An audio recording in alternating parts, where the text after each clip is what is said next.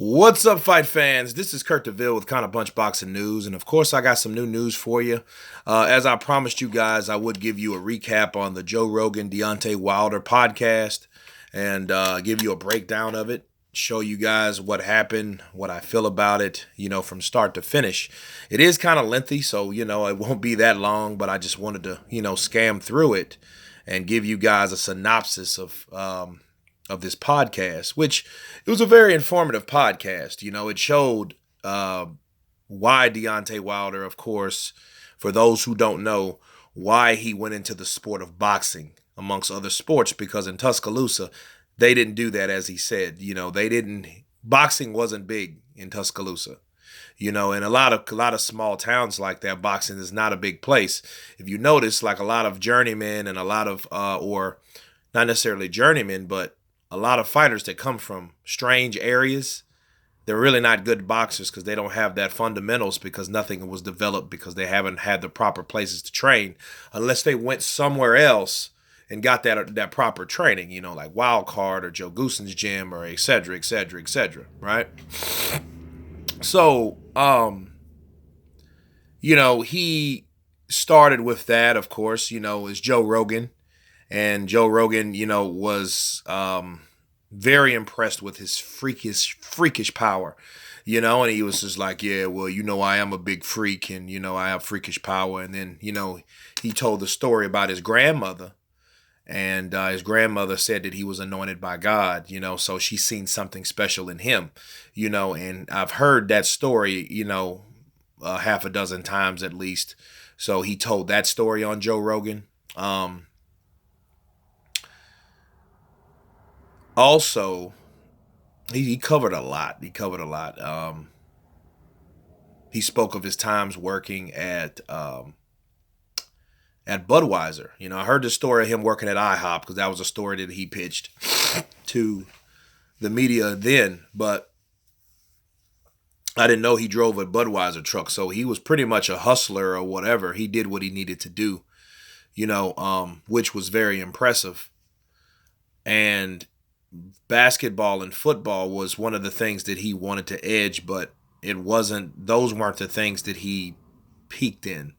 So he was looking for a quick way to make some quick cash, and then somewhere down the line, he ended up boxing, and a boxing gym was 45 minutes away, and he went to a place and he stayed dedicated to it. And he said in the podcast that he originally wanted to be a journeyman. And I'm like, okay, you want to be a journeyman. I don't think he knows what that is. I think he should have looked that up before saying that, because a journeyman is a person that goes from place to place, that fights for just cash, where he doesn't have the skills, but he'll settle for a paycheck. So maybe he meant that, but, I'm glad that they decided to put him in the Olympic team, and, come up under some guys at least that wanted to give him somewhat of a foundation. And he spoke of representing his country for America, and if it wasn't for boxing, he wouldn't have never traveled out of the country, and he had that opportunity, and he showed how he also compared on the time where he started, because he laced up some gloves at like 18 or 19 years old. I can't remember if it was 18 or 19, but considering the fact that he is inexperienced, what he was able to do in the Olympic trials. So if you look at it through that perspective, that's pretty impressive, because it's like things that you have to know that you don't know, you have to wing like you do know.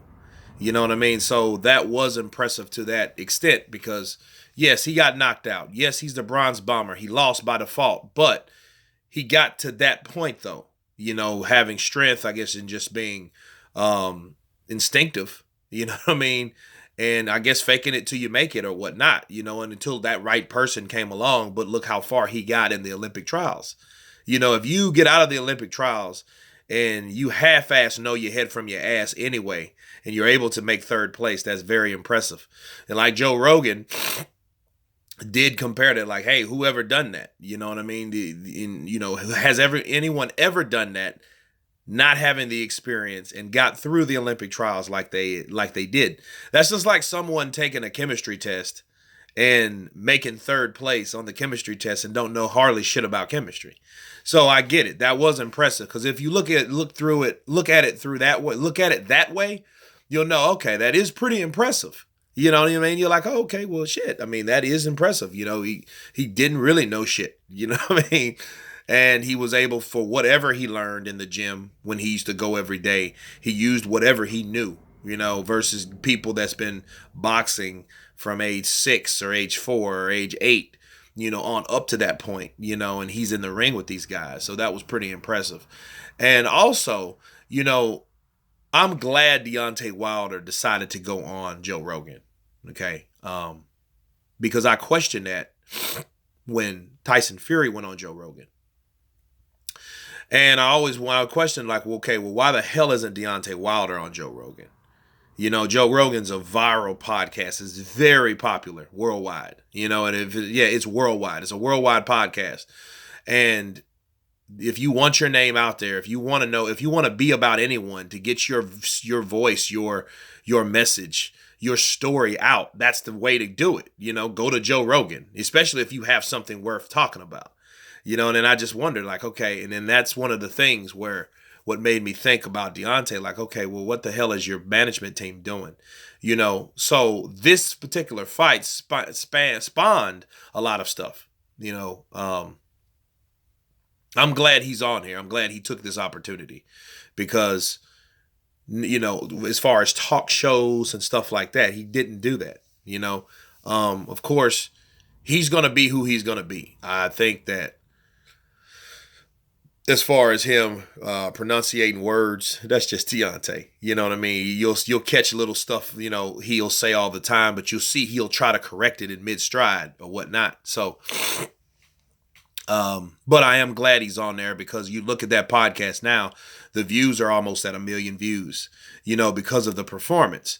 And, you know, Joe Rogan compared, you know, him and his newfound stardom of the heavyweight division. Because for 9 years, you didn't have an American heavyweight. And Deontay Wilder is the first American heavyweight, you know, to pick up that torch in a long time. Okay, since Lennox Lewis, I believe. And, you know, as far as reigning, okay, not a quick grab and then you get knocked out quick, you know, but a reigning champ. And, you know, Joe Rogan is a boxing fan, okay? He knows boxing. He knows MMA. He's a commentator for the UFC. Sure. But he is a boxing fan. And he had to tell Deontay, and a lot of times Deontay was really just taking it all in and listening to him. You know, Jerry Cooney and Larry Holmes, when he was growing up, you know, that was the Great White Hope, you know, things like that. He didn't know anything about that. So a lot of that, he was really kind of listening, you know, Joe Rogan was carrying him because Deontay didn't watch boxing. You could tell he didn't watch it. That wasn't his primary sport. Okay. But being a UFC guy, knockouts are very exciting. Okay. And I can understand the interest in Joe Rogan wanting him on the podcast because one thing Deontay Wilder can do, he can knock you out. And then if an exciting knockout or if you got that freakish power, you know, those are the type of things that interest Americans. You know what I mean? That's why, you know, you look at Joe Rogan's podcast. A lot of those podcasts are people that watch UFC too. So a great part of his audience is UFC guys. So, you know, Deontay Wilder joins that bulk. Boxing is not that premier sport in America because we have other sports here, right, to compete with. So, you know, it was good to see Joe Rogan, you know, admire Deontay for what he was doing. And, you know, of course, Deontay's daughter had spinal bifida, you know, and that's, you know, a spinal disease or whatnot. And he did that and that motivated him, which was cool and you know, and very inspirational in his way. It shows you how one thing can motivate you. That one particular thing that you know you want to get done can motivate you through the masses, you know, and of course he went on to say, and I covered this last night in a previous video, you know, the other heavyweights, Tyson Fury and how did he get up, and they discussed that fight, which, we don't really have to go through that because I've already covered that. And of course, he's just like, well, Tyson Fury, we want a rematch. And then, now Joe Rogan is, instigating. He's like, oh man, I bet you Anthony Joshua's sick. He's sick right now. And then, Deontay, of course, he hears Anthony Joshua. It's like a light bulb goes on, bro. It goes on and it goes off. One of the two. And he's just like, yeah, he's begging. They begging for a fight. They begging for a fight. They could have had it. They could have had it all. They could have had this. They could have had Luis Ortiz. They could have had it all. If I already counterpunched that in another video because I had to get that out. That was pretty much breaking news. But this, he discussed all this concerning Anthony Joshua, and it just showed where he was at, and he's at a good platform. But he went on to say what his plans are in the heavyweight division on the show. He intends to unify eventually. He intends to fight Anthony Joshua eventually. He's looking forward to the rematch. He wants to stay into the sport of boxing at least 5 more years. He also discussed on this show. And after he gets the undisputed, fight about 2-3 more years to defend the titles, undisputed wise, and then retire, because he wants generational wealth for his kids, but he doesn't want his kids to be lazy. He wants them to work for it, so he explained that during the podcast, but I mean, it was very informative, and I'm glad that now he's on this platform. So he shared his story, because for a long time, I don't know if it's his management. I don't know if it was just personality. He just didn't prefer to be on something that big. But Tyson Fury, if you notice, he was on that like a month ago or something like that, or about a month ago, something around that time. But he was already on that platform. He was on Joe Rogan first, and then my thing is, okay, you're the WBC champion. Why the hell aren't you on there? Why did you have to draw or have this fight first, then get on Joe Rogan? I guess better late than never. Maybe I expect more out of Deontay than most people, being an American champ. Okay, especially trying to raise his profile, which he's been held back in, special learning class to me when it comes to promotions and building your profile. So, but again, the podcast was good. It got a lot of views. I checked the comments. A lot of people had a lot to say. My only thing I add to that is you still to this day cannot mention Deontay Wilder without mentioning Anthony Joshua or Tyson Fury.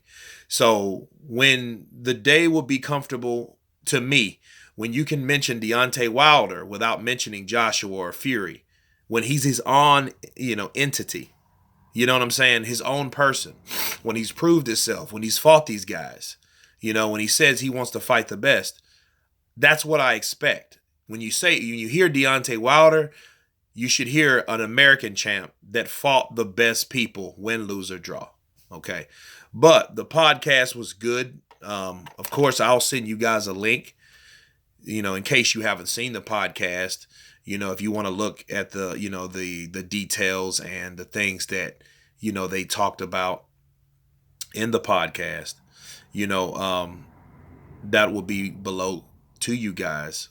Of course, you guys, please subscribe. And of course, you guys been counterpunched. Peace.